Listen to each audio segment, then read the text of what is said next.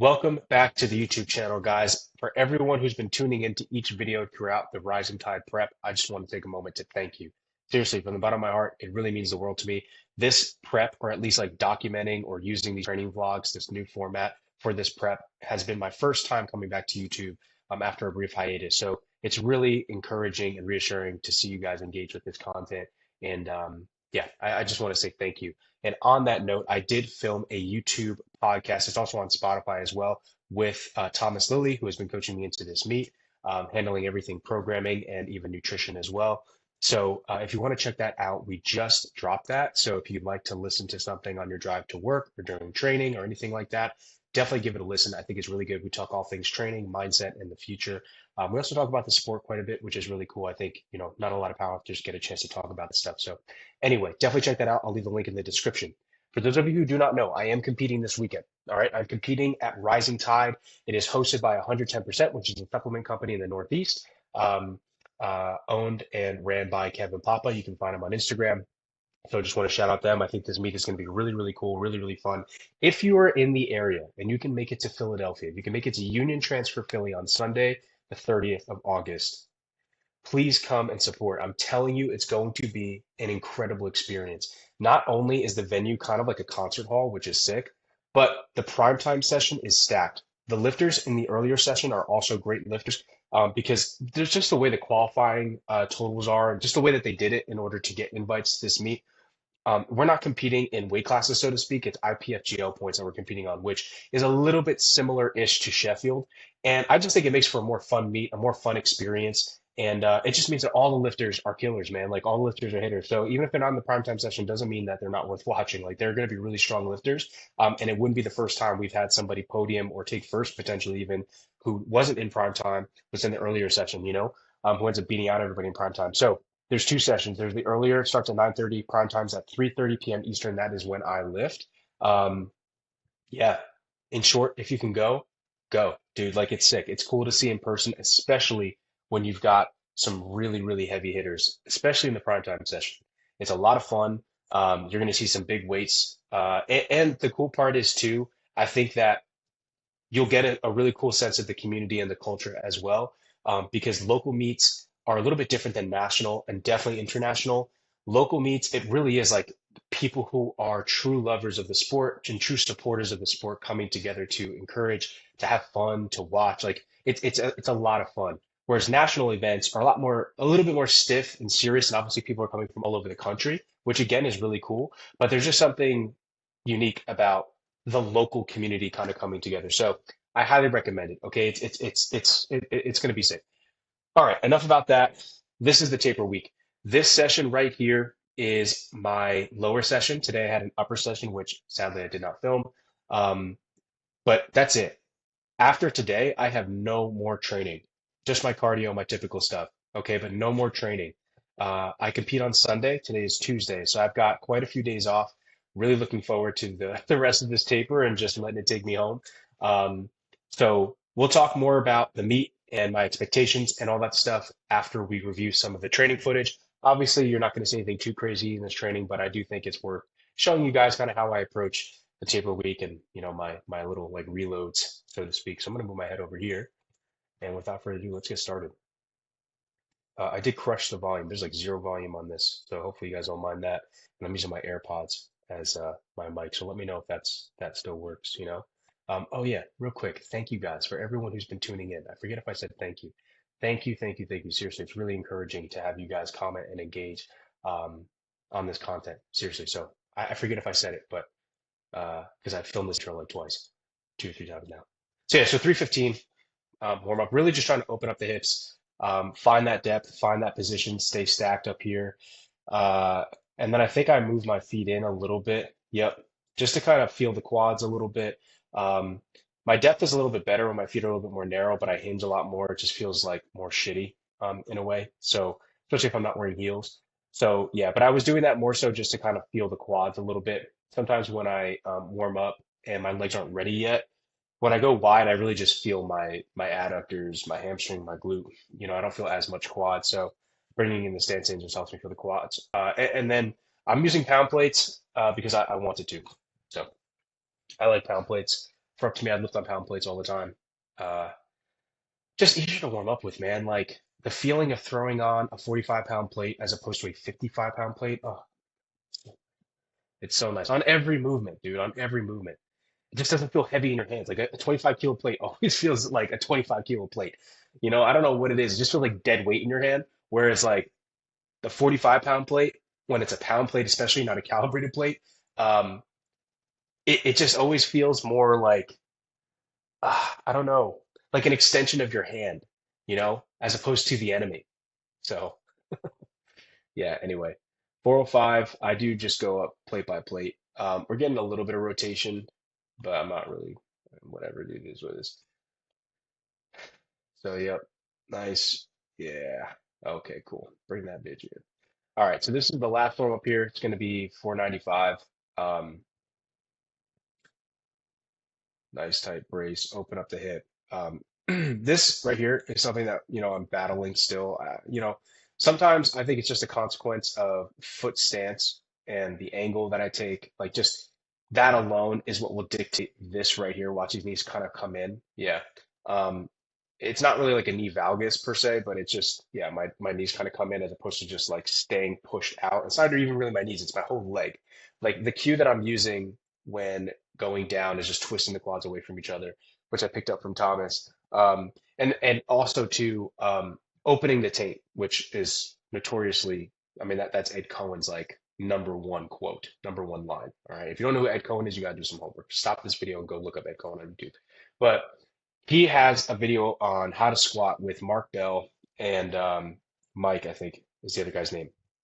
And it's a really great video. I've watched it like probably 20 times over the last like 5 years. And I just think it's one of those videos that will stand the test of time. It's a phenomenal video. Will it work for everyone? No, but there are principles in there that are really important, such as opening up at the groin, like really trying to open up the hip. So it's less about pushing the knees out, more about opening up the hips. And so that's really all I'm thinking about is just wrenching that shit open and letting that be what starts me sitting back and like break the hip. And then I just keep the torso as stacked and strong and stable as possible throughout that motion. The one thing I do need to work more on, though, on the ascent is A, keeping those hips open, and B, driving into the bar with my back. But yeah, stuff to work on, sure. But this is very different squat style than anything I've done or competed with over the years. It's a night and day difference in terms of how this feels. So I'm very curious to see how this shows up on the day and what I can do with it moving forward. But yeah, so what I was trying to say was my knees coming in there, um, that could be instability. It could be lack of strength of me just not being able to use my glutes to keep everything open and drive my hips and shit. But I don't know. I'm not trying to obsess over small little things like that right now. So who cares? I do know that like once the weight's super heavy, that could become a problem. Because if that's happening, that means that there's going to be some sort of power leakage, right? Like if my joints and my tissue are not stacked on top of each other, then there's going to be a power leakage of some sort, and that will become a bottleneck. But yeah. Okay, so this is top set. I believe the program said 240 kg. This is 535. So maybe it's 5 pounds above what I was supposed to do, but whatever. That makes up for the fact that it's not calibrated.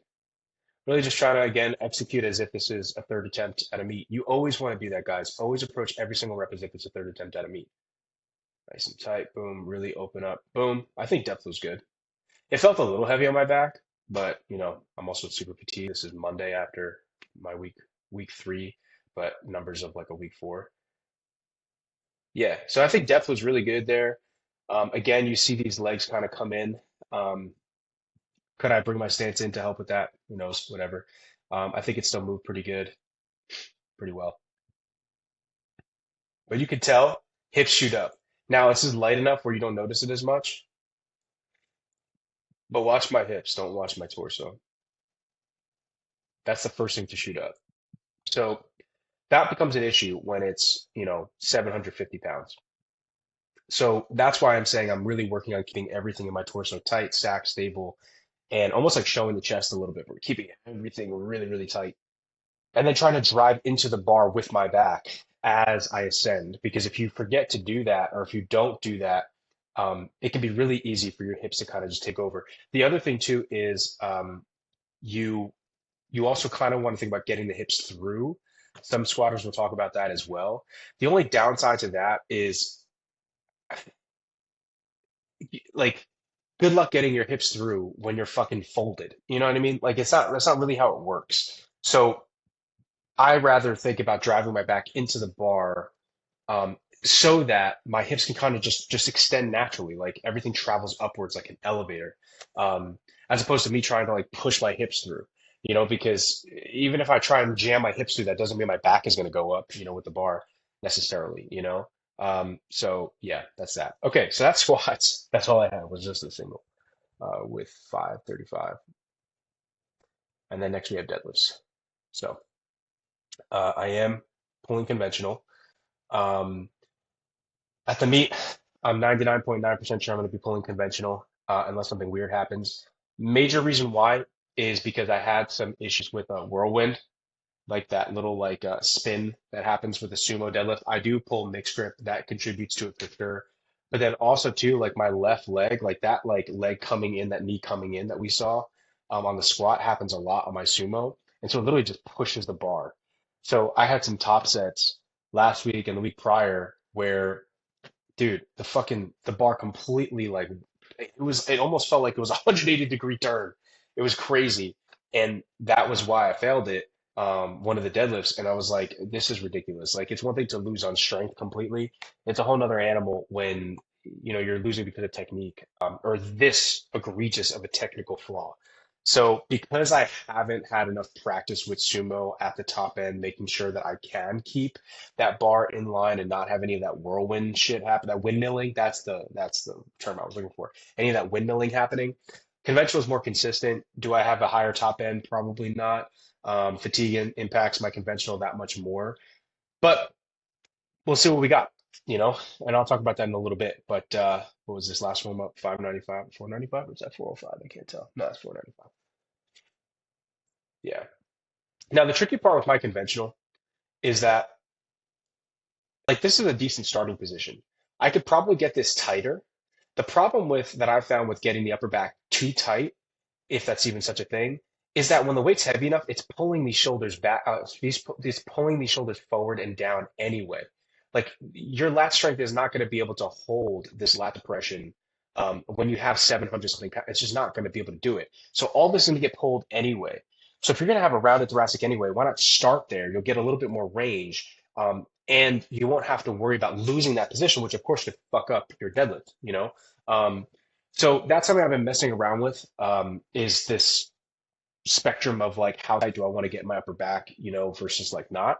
Um, but one thing for sure though is we want to really just keep this like we need to stay well leveraged. This isn't a bad start position. What I don't like is what the hips do right away. Watch. Okay, so we get in, and it almost looks like the hips rise a little bit as I get to the knee. Boom. And that's a bad position. This right here, not a great position to be in. These hips are very far from the bar. Uh, and so with this, it's light enough for me to just muscle it and make it look smooth, right? Um, but if this were 750, I'd stuck there. And I don't have my legs under me. Like look where my shoulders, look where my torso is relative to where my feet are. And I don't have my hips under me. And so as a result, it's impossible really for me to fully extend there without, if the weight was really heavy, without having some sort of like lapse in position because I don't have any leverage here, right? And so we want to try and eliminate that as much as possible. It's never going to be perfect, but yeah. So this was the top set, 575, 575. Yeah.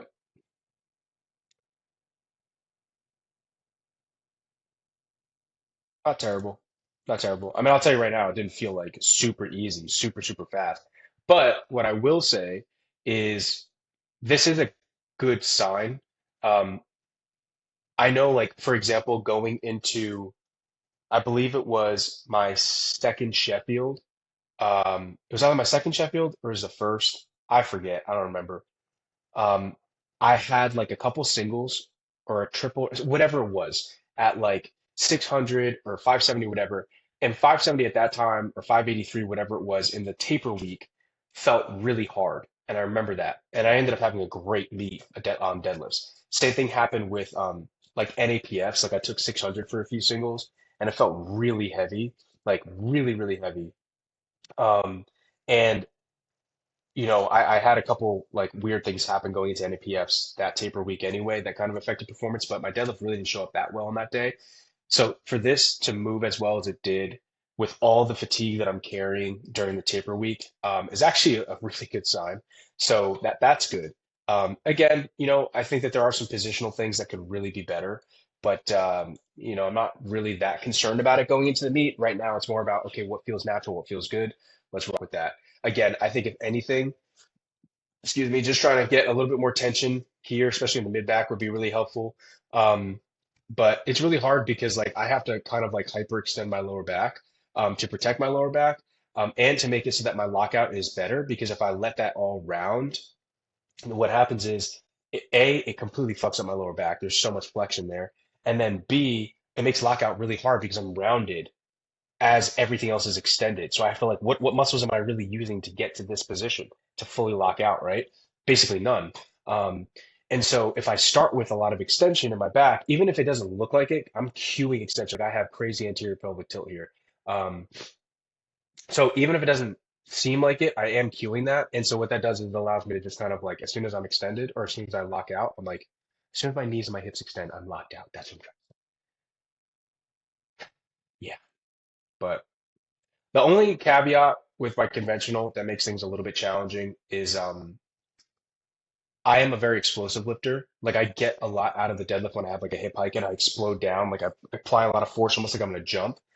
The problem is that has a rebound effect where it will take me out of position. So I'll fire in, overdo it, and then have to course correct. But you'll end up course correcting too much, and so you end up in front of the bar as opposed to in line with the bar. And when it's super heavy, then you end up with this shitty position. And actually, very similar to like what we had here. Like, watch. I literally do that. Watch what happens.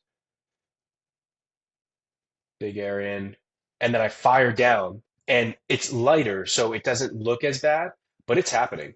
Um, See that? Like exactly what I just kind of talked about being an issue. That's caused by the fact that I get explosive.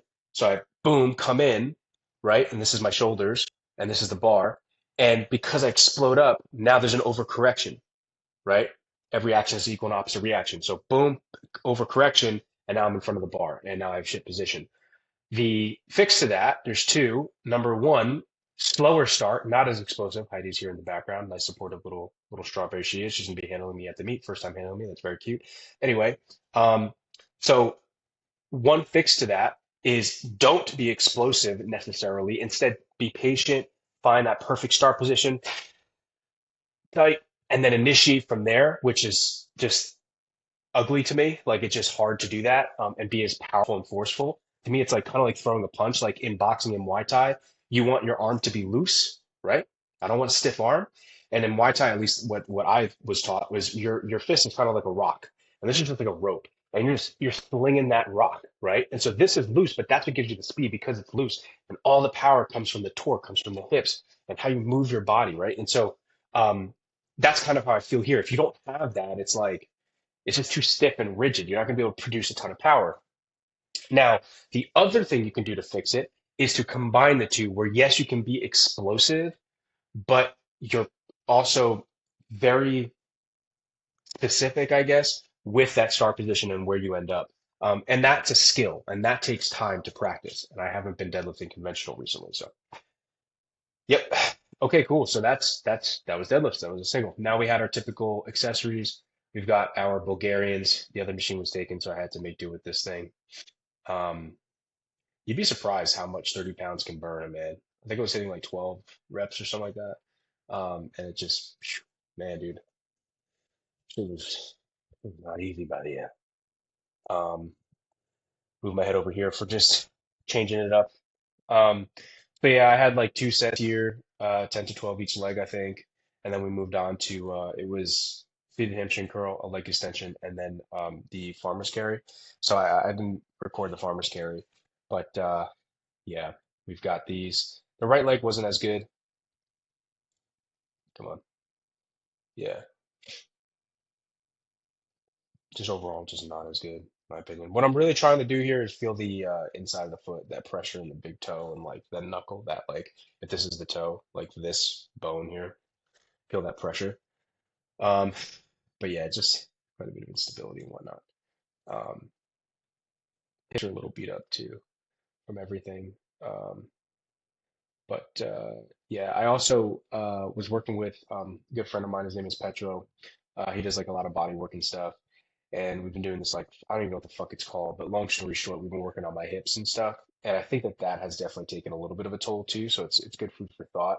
Where it's hard work. It's not like stretch lab shit. It's hard, and it's intense, and it's like for an hour. So that's kind of I think it's helping, but it's also really beat me up a little bit too. So something to take into account moving forward. But anyway. Yep. So nice and chill again. I still like to push my accessories somewhat hard. I don't let the weights be so heavy. I just try and keep the intensity high still. Like I really try and focus on the muscle here in this final week because, and I've always done accessories going into a meet that final week because it just kind of keeps me trained. It keeps me warm, and I still want to do stuff. I don't necessarily want to just neglect everything, um, because it really shouldn't feel, even if it's just for the mental, it shouldn't feel like anything special. It's just another week.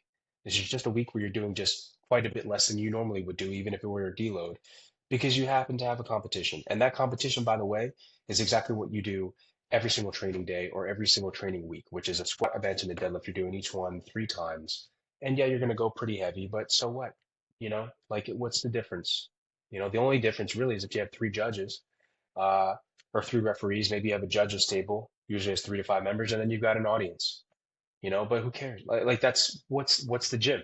You know what I mean? You got an audience in the gym, and not much changes, and so you just from a mental side, people like to just make things bigger than they are and change shit and change how they do shit and whatever, just for the sake of novelty, just because it's like, oh, this competition, so I must do this. Or, oh, I'm gonna be lifting heavier than I've ever lifted before. So I don't usually use smelling salts, but I have to use smelling salts. Now it's like, dude, if there was a time to practice that kind of stuff and include that in your ritual, it was not in the competition. It's going to be in the training. You know what I mean? So, and that's a common question I get from my athletes, people who struggle with the mindset side, which there's nothing wrong with struggling with this. I struggle with this, and every athlete struggles with this. Every athlete.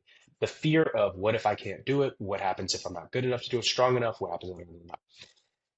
This is exactly what I tell my athletes. Take the emotion out of it. When it comes to trust, trust is the fundamental ingredient for any relationship, including a relationship with yourself. If you don't have trust, you've got fucking nothing. That is the foundation of everything, right? Okay. So you want to trust yourself as an athlete, trust your ability to execute, trust your ability to adapt, trust your ability to be strong when it matters, all of these things. Well, instead of listening to the fear and listening to the doubt and all this what ifs, which is not truth, instead, let's look at the facts. Let's look at the truth. Trust in your training. Do you have enough evidence in your training to show you, oh, I can do this? I've made more benches than I've failed. I've made more squats and deadlifts than I've failed. I've had hard training days, and yet I found a way through. I've had great training days, and I've made the most of them. You, 9 times out of 10, have way more evidence in your training to show that you should be able to do something on meet day than to not, or to be able to trust your ability to do something on meet day than to not. And and obviously, like, there's parameters for this. Obviously, like, if you've had great training and also there's stuff and you normally bench 315, you may not bench you may not bench 600. Holy smokes. I need this taper week. You may not bench 600 at the meet, right? There's still a threshold of expectation, but the point remains, trust your training. You don't have to convince yourself of anything. Just look at the fucking facts. The facts of your training say, no, I mean, I've been able to do this consistently, execute consistently. So why would I be able to do that at the meet? Or why would I not have the ability to adapt to what happens at the meet since I've done that in my training? So trust the training. But part of that means that don't change anything going into the competition. The music you listen to, the foods you eat, like all that stuff should stay pretty much the same if you can help it, because that's what creates predictable outcomes. If you do it in your training, then okay, if I do this in my competition, I'm more likely to do X. How do I know? Because that's what I did in my training, and this is the result I got when I did it in my training. You see what I mean? Whereas when you start to switch shit up and change shit, like your technique and all this other stuff, like randomly on a whim at the meet, unless you are a hyper experienced athlete, I do not recommend it. Um, because it's just you're messing with fire at that point. You're playing with fire. And don't get me wrong, sometimes the risks pay off. I've done that, but you gotta have arsenal of weapons to be able to select. And that in order to develop that, you need experience. So yeah, I mean, do we really need to watch this, guys? It's just leg extensions. You know what I mean? Single leg extensions. Nothing crazy. My left leg was feeling stronger than my right leg. I swear it's these machines, dude. Like same thing with the pendulum squat. Most pendulum squats, it's one thing that comes out that holds all the weight on this side, and then you have the two pads. And I swear that has to do something to your body in terms of like developing both sides of your body equally or not. Because look at this, bro. The arm is on my right side, so my right leg is closest to the load hypothetically, and it's like that's going to make it so much harder on my right leg than my left leg. You know, like the left leg has so much better leverage. Pretty sure, right? Biomechanically, I don't know, but you get what I'm trying to say.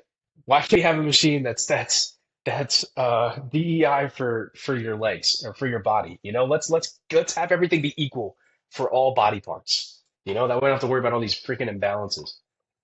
Ugh, that's my rant.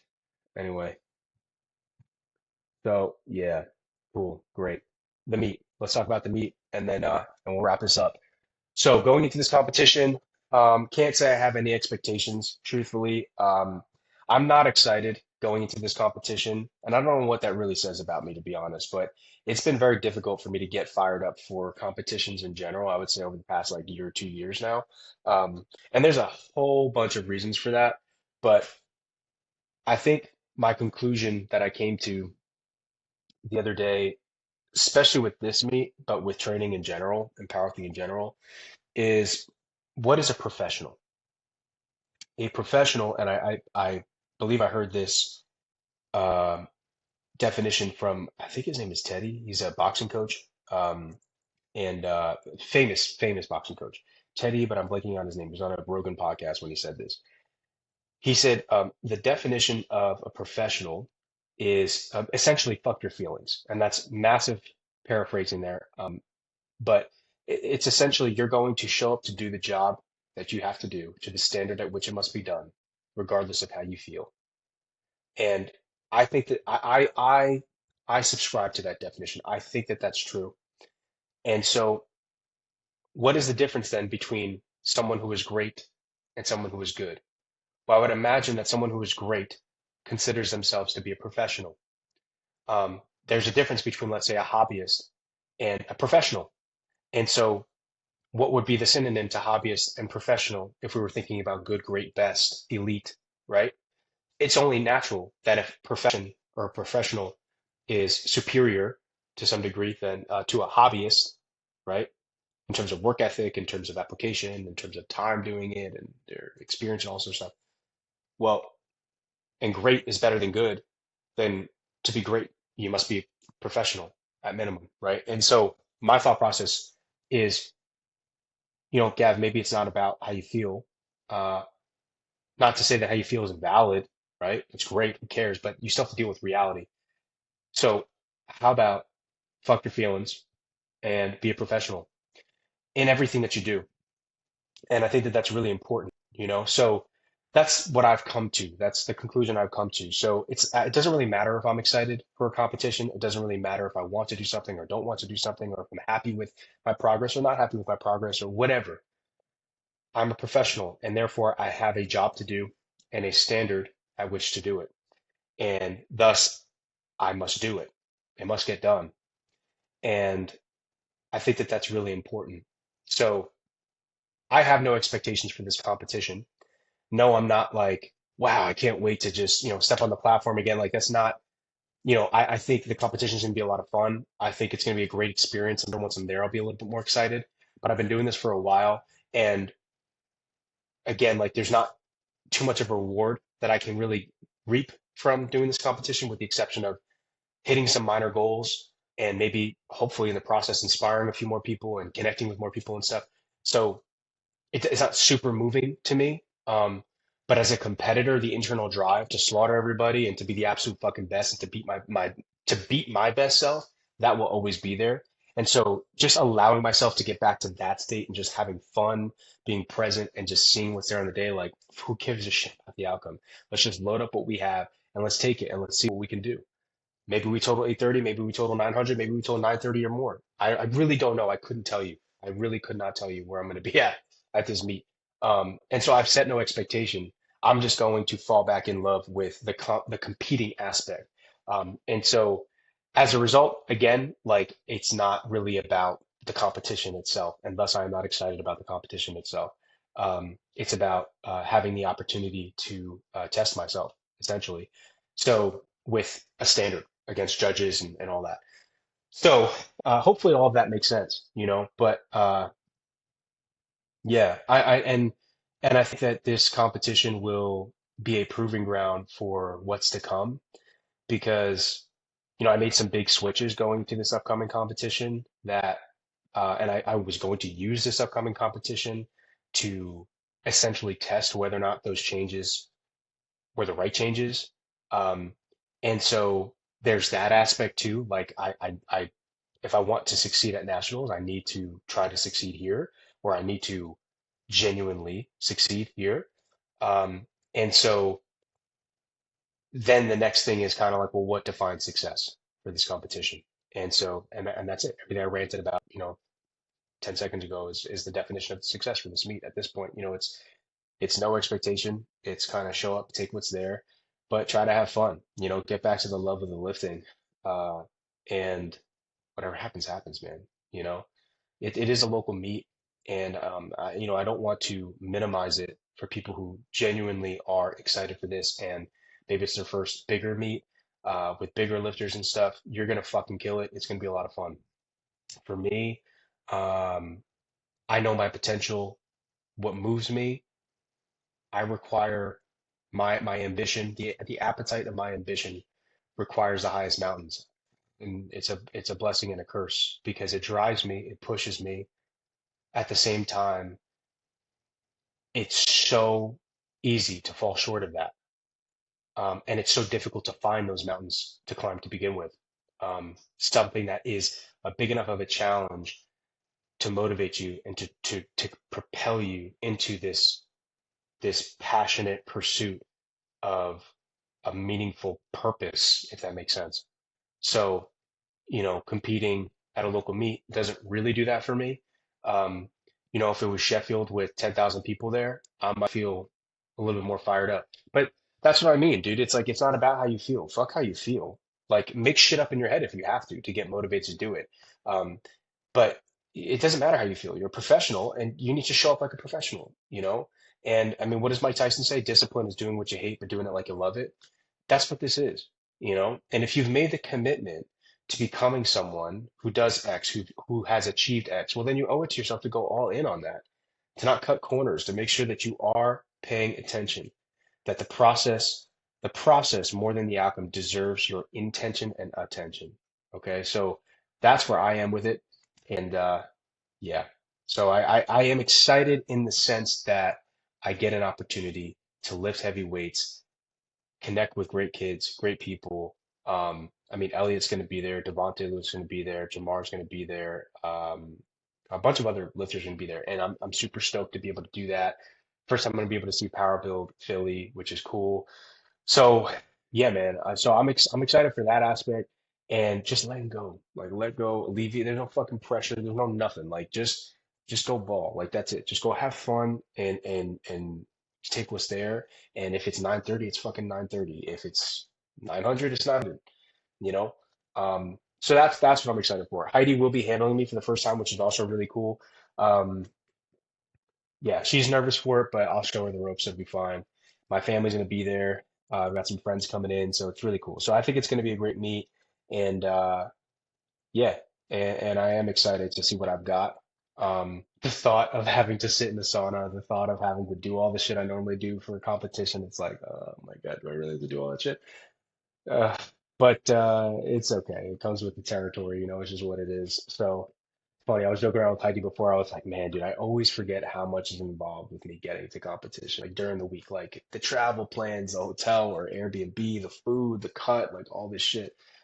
It's like, you know, um, and over the years, it becomes less and less fun and exciting to do because you do it so much. And, it can be really hard. Like I've had some really hard cuts, some really hard travel situations, crazy stuff. I'd argue I have some craziest stories when it comes to weight cuts and traveling and all that stuff. So, it just it's like yeah, bro.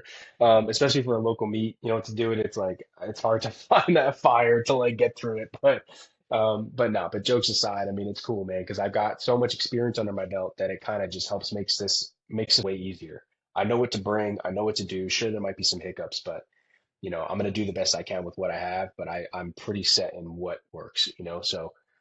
So yeah, I guess that's it, right? No need for me to keep yapping. Definitely, like I said, check out that podcast that I did with Thomas. I'll link that in the description.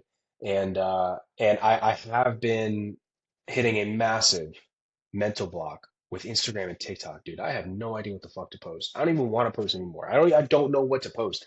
Um, because I don't want to post lifts and shit. I feel like that's so boring. It's so overdone. I don't want to post like trendy shit. I feel like that's like not really that valuable. So I just don't even know what to do anymore. So list your favorite creators. How about we do this? List your favorite creators so I can study them and see what they do and learn from them. One of my favorite is Kev Trainhard, but he's got such a unique format that I don't necessarily want to rip that. And also I feel like if I did it, it won't hit the same. And if you know him, you know what I'm talking about. There are some other creators who I really, really like, but yeah, drop your favorite creators in the comment section and I will take a look. Um, but in the meantime, guys, remember, if you're going to take the island, you burn the boats. Less than 1 week out, the boats are on fucking fire. We burned those bitches years ago. Years ago. That's why there's no giving up. There's no quitting. Um, and, The Man in the Arena by Theodore Roosevelt. If you don't know that, you got to go read that. It's very real. And there'll be always a hater or even a lover, somebody who's going to say something about you that exists in some extreme, and neither are true. So it's only the man in the arena that totally understands. And I encourage you guys to force yourselves, embrace the opportunities to step into these arenas that life offers us, because life will offer you them. Maybe it's in the form of powerlifting, maybe it's in the form of your career, relationship, whatever. Step into that. The growth will be insane, but also it is your duty and obligation to do so because that is the potential you have. That's the gift you've been given. And how do you show gratitude for something? You use it, right? If I give you a gift and you never use it, it sits in a corner collecting dust. I'm going to think, man, I guess I'm never giving him a gift again. That's how it is with God. God gives us these gifts. You have to fucking use them. That's how you show gratitude. That's how you glorify him is by using these gifts, right? Um, and so I encourage you to use your gift. All right. Appreciate you guys tuning in. I will catch you on the next one.